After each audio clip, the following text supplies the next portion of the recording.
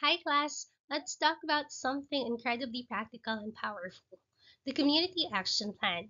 Think of this as the blueprint or the game plan for fixing a real world problem right where you live. It's not just complaining about a lack of recycling bins, it's about making a plan to get those bins. We're going to break down the key ingredients, the elements, the parts, and the secret sauce, SMART goals. By the end of this, you'll know how to turn a great idea into concrete action that creates real change. When a community creates an action plan, it needs a strong foundation. These key components help guide every step, from planning to implementation. Let's look at each one. Clear vision. What does the community want to achieve? A clear vision describes what the community hopes to become in the future. It's like a destination on a map. It shows where everyone is heading. Without a vision, efforts can be scattered or confusing. Example, if a community dreams of being clean, safe, and united, its vision could be a healthy and environmental sustainable barangay where everyone works together. This helps guide every project from waste management to disaster preparedness. Second, set of values. Principles guiding the actions and decisions. Values are the shared beliefs that shape how people behave and make decisions. They serve as the moral compass of community projects. When everyone agrees on the same values, teamwork becomes easier and conflicts are minimized. Example, a community that values transparency and cooperation will make sure decisions are open to all and everyone's opinion is respected. If honesty and fairness are practiced, people are more likely to trust and support the project. Third, strategic framework, the roadmap for how to achieve goals. The strategic framework explains how the vision will be achieved. It includes the plans, steps, timelines, and people responsible. This helps turn ideas into real, measurable actions. Say, for example, if the goal is to promote cleanliness, the framework might include organizing monthly cleanup drives, assigning youth volunteers, and coordinating with waste collectors. It's the guide that keeps the project organized and on track. Fourth, overall goal, the ultimate outcome the community seeks. The overall goal describes the final impact you want to see.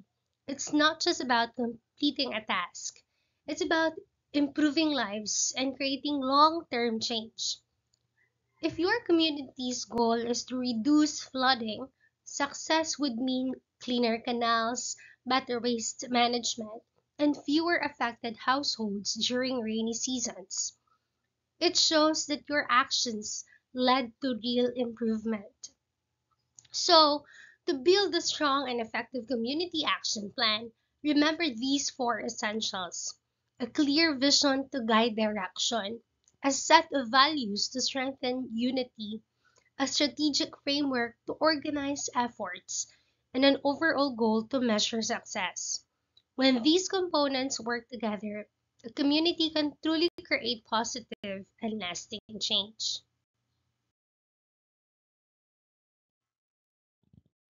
When a community decides to act on a problem, having a clear action plan is essential.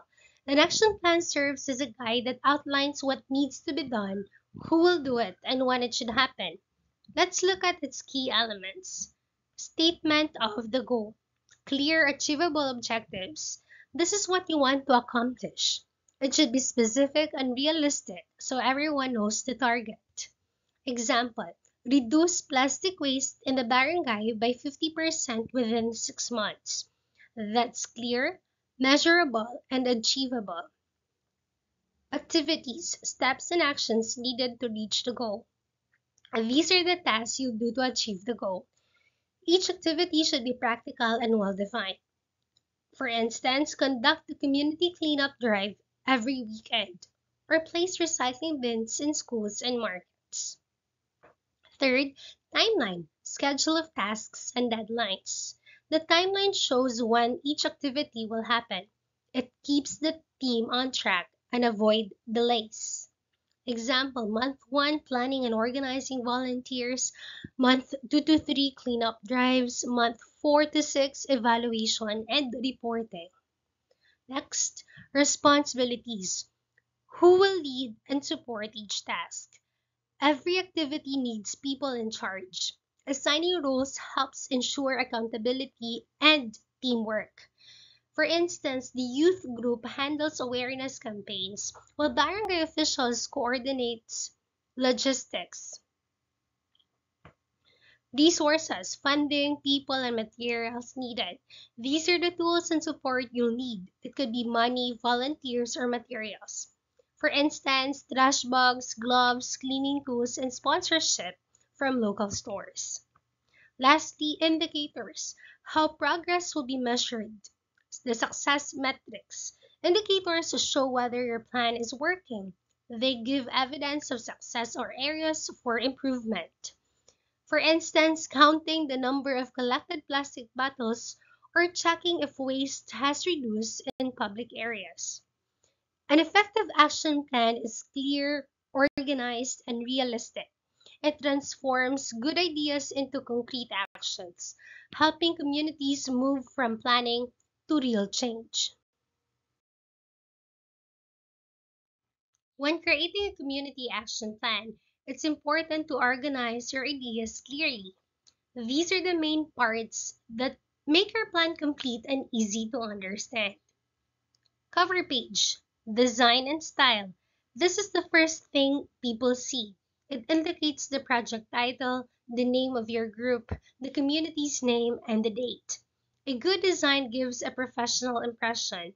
Example project title, Clean and Green Barangay 2025 by Humes 12, Barangay San Isidro, or Barangay Pulpugan. Second, executive summary, the overview of the action plan. This is a short summary of your entire plan. It highlights the main problem, your objectives, and how you plan to solve it. Even someone who doesn't read the full document should understand your project just by reading this section. Example, the project aims to reduce plastic waste through recycling drives and awareness campaigns in the community. Third, table of contents, the structure of the document. This shows where each section is found, making it easier to navigate the plan. It's especially helpful for leaders or evaluators who want to jump to specific parts. Community profile, description of the community and its needs. This part explains your community's background, who lives there, what problems exist, and what resources are available. It helps readers understand why your project is needed. Example, Barangay Pulpugan is a coastal area with 600 residents. Improper waste disposal and flooding are common issues.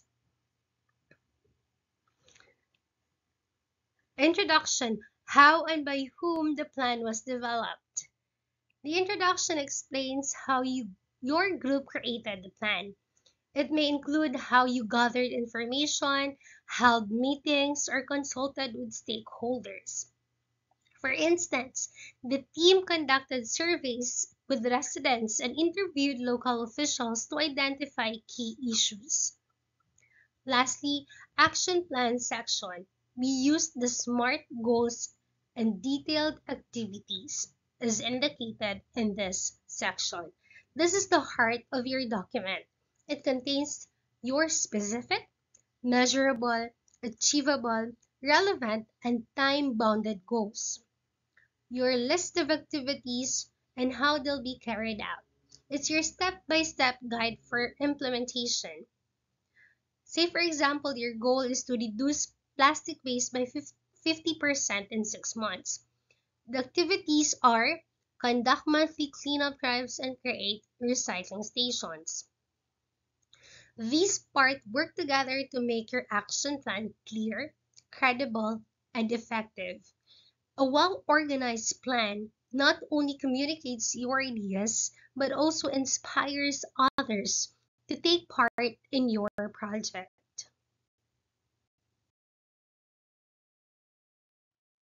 When planning a community action, it's not enough to just say, we want to make things better. Our goals must be SMART, meaning they're specific, measurable, attainable, relevant, and timely. Let's go through each one. Specific, clearly defined objectives. This means your goals should be clear and detailed, not vague. You should know exactly what you want to achieve and who will be involved. Say, for example, instead of saying, we'll clean the community, say, we'll organize a weekly cleanup in Barangay Pulpugan's main street. Next, measurable. Criteria for tracking progress. You need a way to check if you're succeeding. Numbers, percentages, or milestones help measure your progress. Say, for example, collect at least 50 kilograms of recyclable waste every month. Next, attainable. Realistic goals that can be achieved. Your plan should be achievable given your resources, time, and manpower. A goal that's too big might discourage your team. So, for instance, plant 100 trees in 3 months, not 10,000. Next, relevant. Align with community priorities. Your goals should address what the community truly needs. If waste management is the main issue, focus on that, not something unrelated. Say, for example, conduct a waste segregation campaign because the barangay faces garbage overflow. And lastly, timely. Set within a reasonable time frame. Every goal needs a deadline to create a sense of urgency and direction. Say, for example, complete the cleanup drive by the end of the semester. When your goals are SMART, your action plan becomes practical, focused, and achievable, turning community dreams into real progress. Here are the steps to writing an action plan. First, define vision and values. Establish the community's long-term goals. Next, identify goals, specific outcomes to be achieved. Third, outline activities, detailed steps to reach goals. Fourth, assign responsibilities, who will do what. Fifth, create a timeline, ensure actions are done on schedule. Lastly, allocate resources, secure funding, personnel, and materials.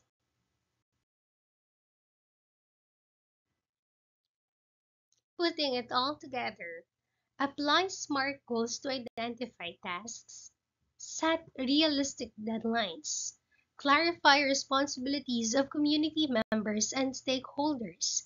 Lastly, monitor and adjust based on feedback and results.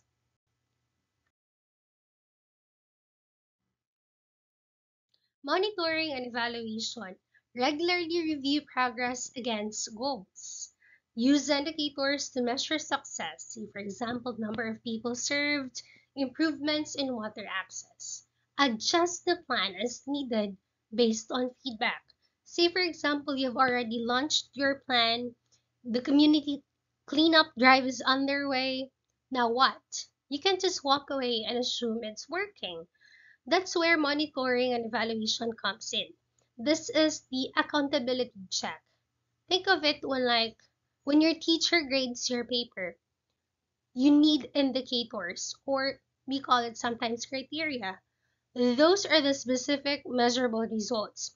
For example, if your goal was to reduce plastic use in your school canteen, the indicator isn't the canteen looks cleaner. The indicator is we reduced single-use plastic cups by 50% in the first month. If you only reduce it by 10%, That feedback tells you, hey, the current plan isn't working and you need to adjust the plan. Maybe you need better posters, or maybe the reusable cups are too expensive. Monitoring lets you pivot and succeed. Of a successful action plan. Brief case study of a community that used an action plan to improve services like water management and waste disposal. Highlight goals, actions, and outcomes. Say, for example, let's take a look, a quick, relatable one. Look at this picture. It shows a beach covered in plastic waste. That's a classic community problem.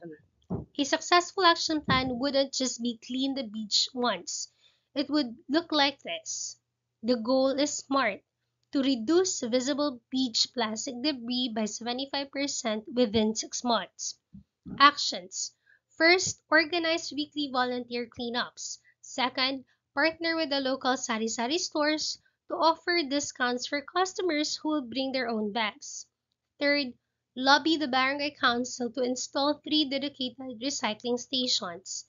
The outcome: they not only cleaned the beach, but they changed behavior, which is the hardest part.